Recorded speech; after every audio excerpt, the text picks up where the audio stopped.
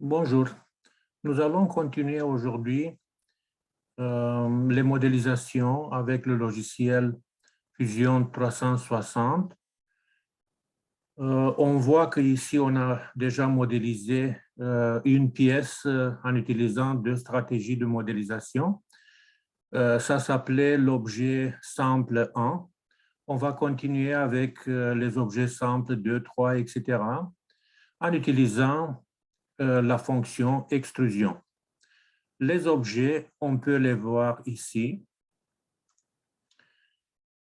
Si on analyse l'objet, on constate dans un premier temps que les deux ont les unités en millimètres. Il faut retenir ça.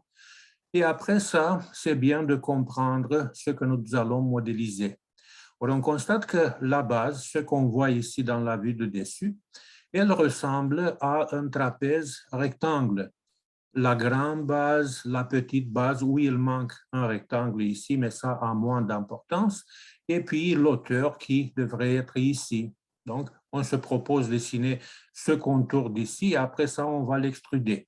On constate que les dimensions sont de 60 longueurs, puis la largeur, elle est la somme de 30 et 10 ici, et l'auteur a une valeur de 10 mm. On peut constater que le point d'ici, il semble situé au milieu de la longueur de 60.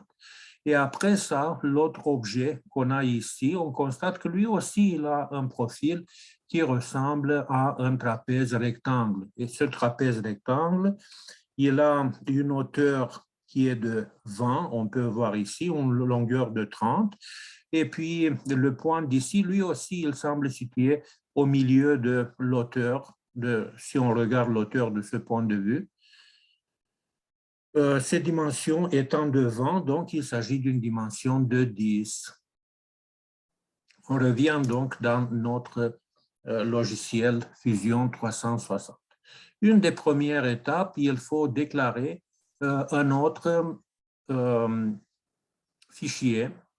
On voit qu'ici, on a les fichiers qui sont dans le dossier qui s'appelle extrusion et que le projet s'appelle exercice modélisation 3D. Donc, on va cliquer ici quelque part pour enregistrer et on va s'inspirer de la modalité dont on a enregistré les premiers, donc les lettres de mon nom. Après ça, un tiret, par exemple, objet simple OS, numéro 2. Et on enregistre. Comme on se rappelle qu'on a procédé déjà, dans un premier temps, nous devons réaliser une esquisse. Il faut s'assurer, bien sûr, que les unités sont en millimètres. On voit que c'est bien. Et aussi, si on veut, on peut voir les éléments qu'on a ici concernant le système de coordonnées. Donc, on va commencer une esquisse et on se propose l'esquisse, par exemple, dans le plan horizontal. On va travailler. Et ici, on va dessiner un rectangle dans un premier temps. Et ce rectangle, donc, c'est accroché ici. On va donner une hauteur, on regarde le dessin et on constate que l'hauteur devrait être de 40. On écrit au clavier et on appuie sur la touche Tab. Et après ça, la longueur, on se rappelle, elle était de 60. On appuie sur la touche Enter. On constate que le croquis, il est déjà noir, mais on veut, si possible, être le plus efficace dans le dessin. Ça veut dire utiliser le moins de fonctions, utiliser beaucoup l'esquisse à la place de beaucoup de fonctions. Or, ce qu'on veut maintenant, on veut voir si notre logiciel il est capable de trouver le milieu. Or, il l'a trouvé ici, et maintenant on peut dessiner une ligne inclinée. Et on constate que cette ligne d'ici, si on veut mettre la cote, ici on a Sketch Dimension. Si on s'accroche ici et ici, on constate que la dimension elle est de 30.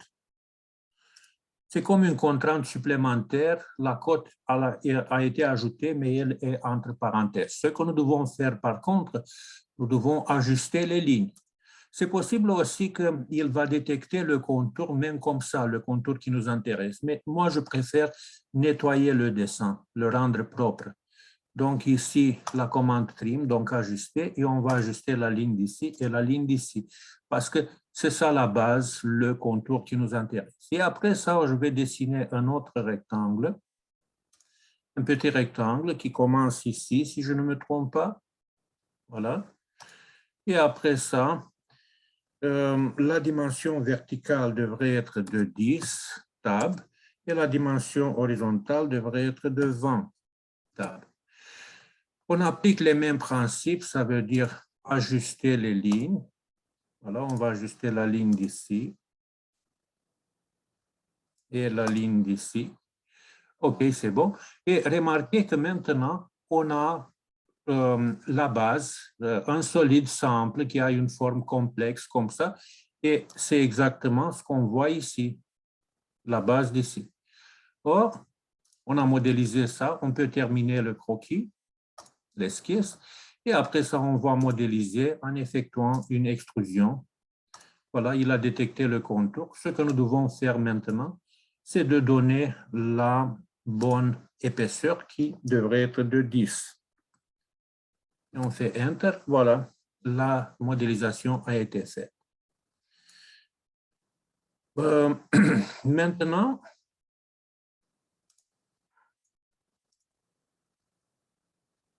pardon.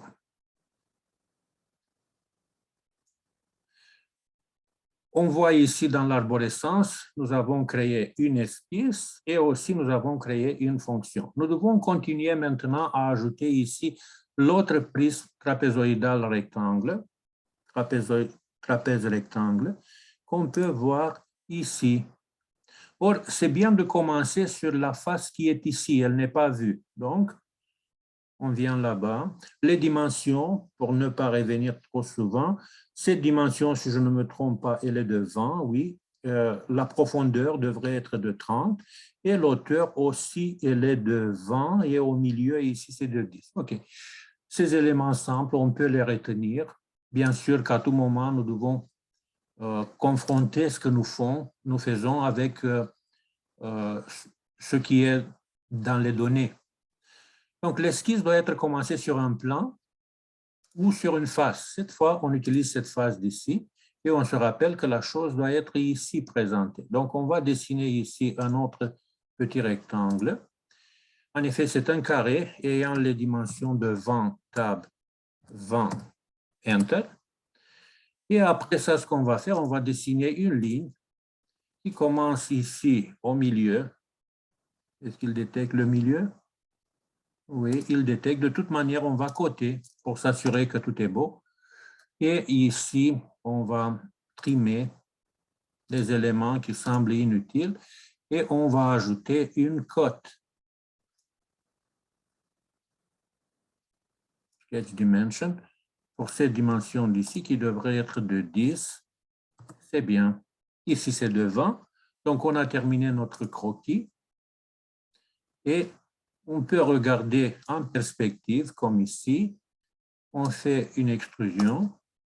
On va extruder ces éléments. Vous voyez, il a la tendance de réaliser l'extrusion dans l'autre sens. Mais si on écrit une valeur négative, moins 30, on obtient ce qu'on a vu, OK ou Enter.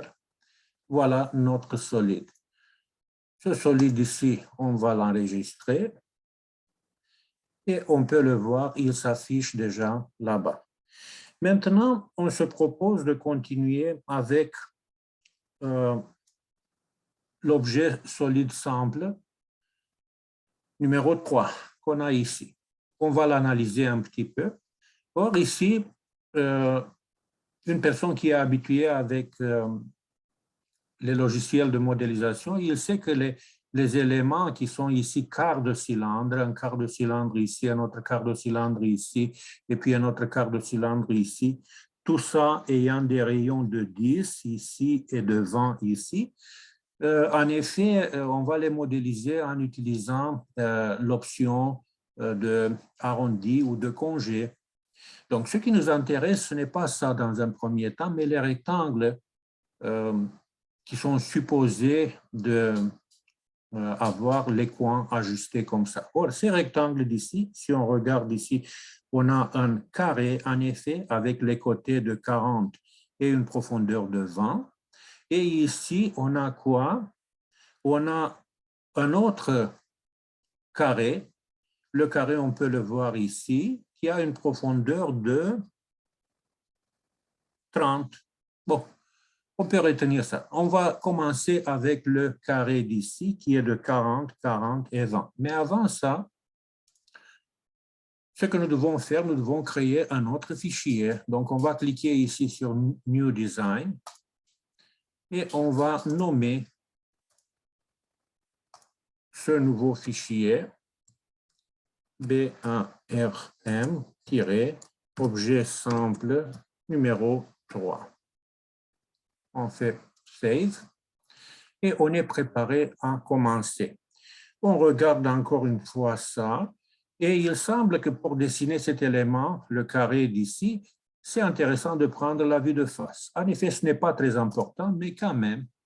Donc, pour la vue de face, c'est comme nous devons dessiner quelque part ici, un croquis.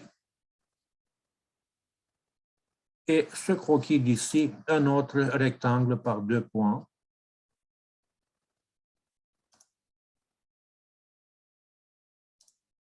Voilà. Et les dimensions sont de 40, tab, 40, enter. Maintenant, l'esquisse est terminée et on va commencer à faire l'extrusion. C'est préférable de voir en perspective et on constate que la profondeur devrait être de 20.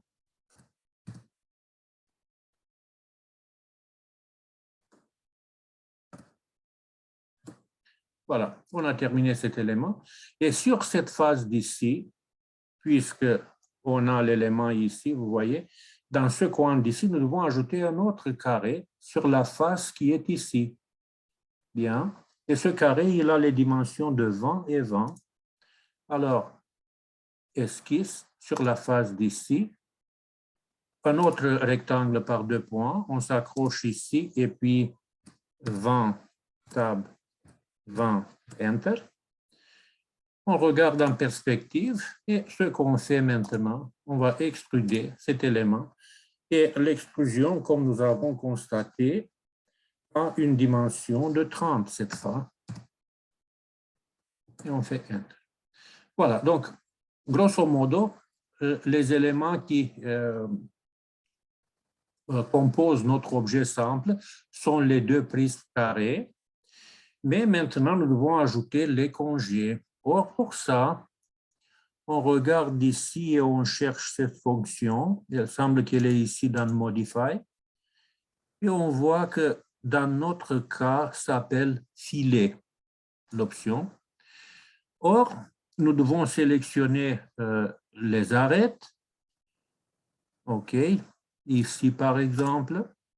Et il nous demande la dimension. Or, la dimension ici, elle est de 10. Donc, on va écrire ici 10. Et à ce moment-ci, le logiciel, il a réalisé un arrondi. Très bien. Maintenant, on peut réaliser une autre fonction de la même manière. Donc, ça s'appelle filet. Et on va choisir cette arête, toujours de 10.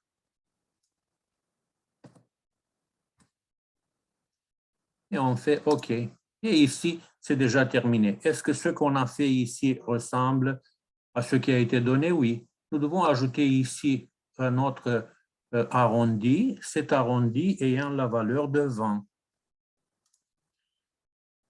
Donc, Modify, Filet, et il s'agit de ce coin, et on va donner la dimension de 20, et on fait OK.